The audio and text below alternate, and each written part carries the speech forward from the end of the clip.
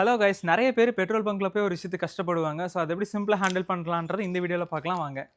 So ரொம்பலாம் ஒன்றும் கஷ்டம் இல்லைங்க. இப்போ சாவியை போட்டு ரைட்ல திருப்பணுமா, லெஃப்ட்ல திருப்பணுமா, சைட் லாக்கு எப்படி, இந்த மாதிரி நிறைய பேருக்கு நிறைய டவுட்ஸ் இருக்கும். ஸோ சிம்பிளா இப்போ பண்ணி காட்டுறேன் பாருங்க. This is an unwanted statement irrelevant to the current situation. இப்போ வந்து பார்த்தீங்கன்னா வண்டியை ஆன் பண்ணியாச்சு. ஸோ இப்போ வந்து நீங்கள் நார்மலாக ரன் பண்ணிக்கலாம். இப்போ உங்களுக்கு சாவி எப்படி திருப்பினீங்கன்னா வண்டி ஆஃப் ஆயிரும். ஸோ இதெல்லாம் நார்மல், எந்த ப்ராப்ளம் இல்லை.